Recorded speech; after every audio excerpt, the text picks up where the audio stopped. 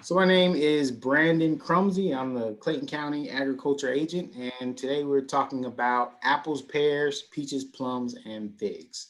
So do you have any fruit trees currently, or you're just looking to buy some? No, I don't have any currently. And I just moved here to Georgia. This is like my second year here. Mhm. So I'm, started a vegetable garden, which now I'm getting some tomatoes off. So I do want to expand my horizons as far as like growing fruit and having fruit trees. Okay, cool. All right. So this is the saying that I always want people to start with when we're talking about growing fruit trees, especially. So just like with anything, if you fail to plan, you will plan to fail. So fruit trees are, I guess I would say the maintenance level and the learning curve is a little bit higher than something like a flower garden or a vegetable garden. So here's some key things to know about fruit trees since you're getting started. So first thing is they are very susceptible to cold damage or frost damage. So here in Georgia, depending on where you're at, it can get pretty cold in the wintertime. So they are susceptible to frost damage when they're dormant. Second thing is you have to think about their pollination requirements. So some fruit trees, and generally speaking, it's usually best to buy multiple varieties of fruit trees because when they all set out their blooms at similar times, that's when that pollination happens with different insects and different things like that. And of course, where the flowers are, that's where you're going to get your fruit. So it's good to be aware of the pollination requirements of your fruit trees. Third thing is disease. So I know it's easy for us to, go into the grocery store and we see, all that beautiful fruit sitting there. It looks perfect and shiny and the light's hitting it just right. But in reality, it takes a lot of labor and supplies to really protect your fruit from insect and disease pests so that it can, look attractive in the store. And then lastly, a lot of people usually forget about this is pruning your fruit trees is super important because fruit trees aren't like, you know, flowers in general or vegetables. You can just set them out there to grow and let them produce fruit. But fruit trees require annual pruning every year to help them with the overall health. So first thing to think about other than that is your location. So in real estate, of course, they say location, location, location. So this is one of the most important things you can think about because where you're going to put your fruit tree at today, you have to think about that that's where it's going to be, for the next 5, 10, 20, 30 years, right? So this is why I have this picture. So in general, fruit trees grow pretty large. So this person probably planted this tree here when it was small, when it was in a little 2-gallon pot from the garden store. And they said, this is a lot of space here. But then, before they know it, 20 years pass and now this tree is huge, right? So I want you all to think about fruit trees the same way because they may start off small when you buy them, but fruit trees can easily get to 20, 30 feet tall and wide and really take up some major space. So it's good to plant them in a spot where they actually have room to grow and spread out. And then, of course, here you have this picture of this person who's close to a lot of trees. So you always have that risk of a tree falling on a structure or on a person. So you want to make sure that you give it plenty of room to grow as far as, in relation to, important buildings, things like that. And then some site requirements. So first site requirement for your fruit tree, or the first thing to remember about your location, you want it to be a full sun location, meaning it gets at least 8 hours of sun each day. So fruit trees, kind of like Superman, they really need sun to help them to be productive. Second thing is your soil.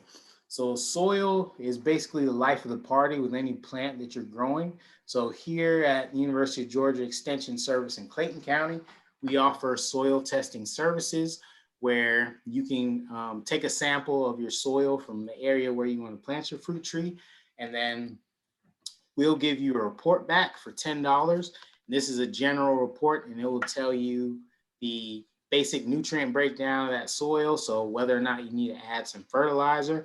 Then it'll also tell you the pH or the acidity or alkalinity of the soil. So fruit trees generally like a pH of 6 to 7. So if you don't know what your kind of soil profile looks like as far as these areas, we can help you identify these areas to ensure that the fruit tree is being put in the right place.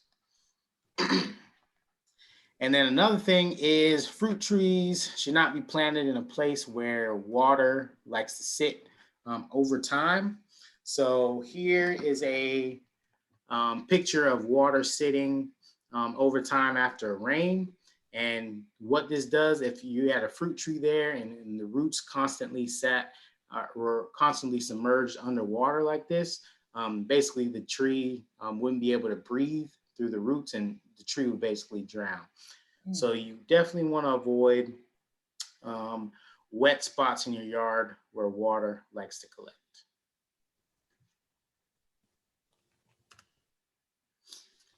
And then air circulation is also very important. So air circulation is important because having good air circulation around your trees allows them to dry quicker when they get wet, and also helps prevent diseases, because diseases are usually very common in fruit trees when the leaves are very wet and there's not a lot of circulation. Then again, sun, very important. So, all right. So, what fruit trees are you thinking about buying, Phyllis? I guess I don't know really. I hadn't I hadn't decided. And thought Uh, about it? yeah, because I'm just trying to get used to the soil here in Georgia. So it's a lot of clay and some sand. So I don't know what would be the proper trees to grow. All right. So, all right, we'll get to that. So, when you're buying fruit trees, this is the beginner step basically. So, you're basically going to dig a hole that's about twice the width of that root ball of that tree. And so you can see here they have a bare root tree. So the hole is about twice the width of that area. And then you want to make sure you plant your fruit tree at the soil line. So wherever that soil line starts in the pot, that's where you want to have it in the ground. So then once you plant that fruit tree in that hole, you backfill it with the soil that you just used. Then of course you want to water it. And then it's always good to add mulch around your fruit tree, because the mulch is going to help block out the weeds. So what the weeds and the grass is going to do around your fruit tree, it's going to basically steal nutrients and water. And so that's less nutrients and water that's getting to your fruit tree. And then it's also going to help pack in or hold that moisture around those roots for your young fruit tree as well. Then fertilization will vary. So this goes back to the soil test that I talked about earlier, but generally you would be using a general purpose fertilizer like 10-10-10, which is nitrogen, phosphorus, and potassium. And that's just a good all around fertilizer to use to help the tree meet its nutritional needs. And then you have the topic of fruit thinning. So once you are hopefully successful at growing fruit trees, of course, they're going to start producing a lot of clusters of fruit, hopefully. So fruit thinning is another strategy that you're going to want to remember to implement in your orchard, because this helps. And all you're basically doing is you're removing some of the fruit that the tree has produced to help the tree focus on higher quality fruit. So it helps increase the quality, increase the fruit size, redirects the tree to basically say, hey, instead of trying to support, 5 of these apples right here, how about you just support 3 of the apples, and then you put more energy and resources into those, which gives you a higher quality. So these are just some numbers that you can use depending on what type of trees you have for fruit thing. And then pruning. So have you ever pruned anything in your landscape? You ever pruned a bush or a tree or something? Yes. So were you scared, or how did you feel about it? Well, initially I was kind of um, nervous, but I was like, well, if anything happened, I could replant it or start all over from scratch. So I went Yeah, for it. yeah, you went for it, right? Mhm, Yeah, so pruning is it's kind of like a scary topic in the gardening world, so to speak, because you're basically chopping stuff off, right? mhm. But pruning Yes. is very beneficial to fruit trees. So the first rule of pruning, other than not being scared or terrified to do it, is to make sure your tools are sharp. So just like when you're in the kitchen, they say it's usually more dangerous to use a dull knife than a sharp knife, right? So it's the same with pruning. It's best to make sure that your tools are nice and sharp, because this picture here, this is evidence that someone tried to prune this branch right here and they had really dull clippers. So you can see they probably tried to wiggle the clippers because they weren't sharp enough, and then they ended up damaging this branch. So Mm, eventually, this branch is very susceptible now to insect, pest, and disease because this bark and this branch is damaged, right? So be sure to use those sharp tools. Then this is just a good guide on how to make the proper cuts of your fruit trees. So, well, for younger fruit trees, this isn't going to be, I guess it's easy to see, but this is usually for older fruit trees. But if you go outside at some point and you start looking at larger tree limbs, you'll notice that where the branch meets the trunk or another larger branch, there's usually a raised area there called the mm. branch collar. So in that branch collar zone, that's where the tree is able to heal itself when it's cut. So you can see Oh, here, this yellow line represents where you should be cutting that branch off. So right above the branch collar. okay. So you can see here that this is a picture of what you call woundwood. So here, this is a picture of a tree where the branch was cut off, and you can see in a circle there that that woundwood has slowly started to move in to close up that cut. And that means whoever cut that branch off did a perfect job, because that's how it should look. And then on the right side, you can see that there's kind of a U-shaped there, meaning they probably got into that branch collar on that branch, and the tree wasn't able to heal over completely. Mm, So apples and pears, that'll be our first topic. So apples and pears in Georgia, they are usually ready in the fall. So you plant your apple tree in the spring. So between August and November, that's when you can expect to have an apple crop. And then we have this great publication on fruit trees that'll actually tell you the best varieties of fruit trees to plant depending on where you are in the state of Georgia. So right here in Clayton County, we are in we're in apple zone 3. So this is the example of the chart that I was just talking about. So we have a list of recommended apple varieties for each zone. So here's a snapshot of that so you can see Gala apples, Red Delicious apples, Golden Delicious. You can see they're recommended in zones 1 through 3 or 1 through 4. And then it gives you a short description of that variety. And then it also has the pollination code on this right side here. So where you see the letters B and C, that's the pollination code. So you can see Ginger Gold and Gala, for example, right at the top. They both have a pollination code of B, which means they are compatible pollinators. So if you were to get more than one apple variety, you want to make sure that they're in that same pollination range. So that's going to help with better and more fruit. okay. And then again, we have the pear zones as well. So again, we're in zone 3, and apples and pears are in the same family. So that's why it's like that. And then again, here's a snapshot, recommended pear varieties for our area, for our zone, short description, and their pollination codes as well.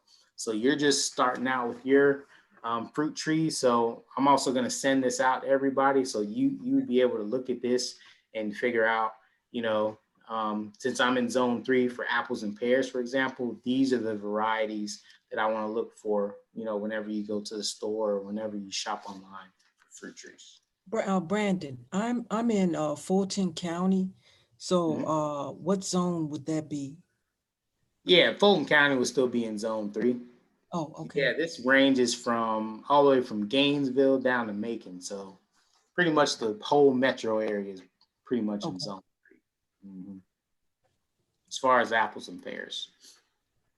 And then pruning with your apples and pears, the pruning system that you use for these are the central leader system. So with the central leader system, basically, let me see if I can get a marker or something. All right, but you can see this, you see this one main central branch on this tree right here in the middle that he's about to cut the top off. You see that? Yes. Yeah, so that would be what we would call the central leader of the system. So with the apples and pears, you're basically pruning around that central leader. So you develop that one long branch in the middle, and then you develop lateral branches on the sides, and you want them to be evenly spaced out around that central leader. Okay. So you can see here in these pictures, this is a good example of the strong central leader in the middle. And then you have the lower scaffold branches basically evenly spaced around that central leader. Okay. Yeah, so that would be the system that you use. And then with fruit trees, as far as pruning goes, the best time to prune fruit trees is in late winter or early spring, because that's when they're still dormant. So you notice these trees don't have any leaves on them. So that's the best time to prune your fruit trees. And then with apples and pears, of course, we talked about earlier, you know, we as people love different fruits, but so does, you know, all the different things in nature, right? All the diseases and insects. So on apples and pears, a really common disease is called fire blight. So fire blight gets its name because it looks like, you know, someone set this branch on fire, basically. So fire blight has this distinctive burnt black color on the branches and the leaves, and it can easily spread throughout a tree and easily kill a tree as well. So if you have apples and pear trees, or, you know, if you choose to buy those and you start noticing different areas of the tree that look like this, the best solution is to cut them out immediately and dispose of the branch, you know, via burning or just putting them in a bag and, you know, making sure you transport them off site. And then between pruning cuts of pruning this out, you can also spread the disease that way. So it's best to disinfect your pruners with a bleach solution, for example. So yeah, so I have a slide here on sanitizing your pruning tools. And then bitter rot is another really common fungal disease for apples and pears. And then peaches and plums. So Georgia is known as a peach state, right? So we must know peaches. So this is how you can also kind of expect when you should have peaches. So peach season runs from about April to August. So you can usually also know that when Chick-fil-A starts selling their peach milkshake, which is very delicious if y'all have had it before. So that can also be your marker in your mind that says, all right, well, peach season is about to start. So roughly summertime is basically when you expect peaches. Same for plums. And then again, we have different publications on each of these trees. So again, I'll send that out to everybody. But we have listed varieties or recommended varieties that you should plant for plums. So here it gives you the variety name. It gives you some little background information on what color the skin is, what color the flesh is. Also about pollination and different comments like that. And then again, here's more details about recommended peach varieties for Georgia.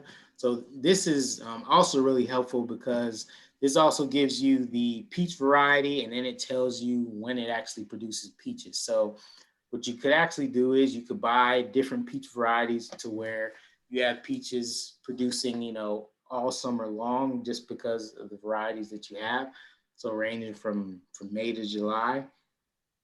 And then it also gives you some more background information as well. So, oh yeah, in the chill hour. So you'll notice here on this chart, it lists the number of number of needed chill hours for that variety. So these top few varieties here have a high chill, so 750 to 900 hours versus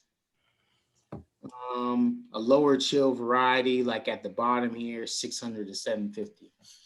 So basically chill hours are basically the time the temperature is between 32 and 45 degrees Fahrenheit. So that's very critical. So that's one reason why it's very important for our winters to be cold enough to where our trees do have adequate chill hours so that they can produce so that it can be productive in that next following season. Mm-hmm. And you can actually calculate the average chill hours for your area depending on where you are in the state through this website that we have, weather.uga.edu. And you can look at like last year, 2020, between this time and this time, roughly how many chill hours did my area get? And then you can use that to determine which peach tree you want for your area. So we offer a lot of tools for you to pick the best varieties for your area to make sure that you can get some fruit. So unlike apples and pears, where you prune for the central leader system, with peaches and plums, you're doing the open center, or you can call it think about it as a cereal bowl. So the open center is basically you're developing about 4 or 5 branches that are pointing out or laterally, and then you're getting rid of the central leader that would be in the middle. So here is a good example. So this young peach tree, they just purchased it. It has a central leader in the middle. You can see after pruning it, they cut out that central leader and they're only developing those 4 lateral branches that are kind of making that bowl shape around the tree. Then again, you can see after the first year how it grew, and they're starting to take out more of those interior branches and that central leader. But overall, that's the system you would use for that. So outward growing shoots are encouraged to help keep that tree open in the center. So peaches, obviously very popular in Georgia, but they are also very popular with pest populations. So some of the most common diseases that you'll see in peaches are brown rot. So you can see basically it looks like the fruit is essentially rotting. You can see all those different fruiting bodies on the outside there. Oh, wow. Peach scab is another very common disease characterized by those black spots on the fruit. Plum curculio, very common pest.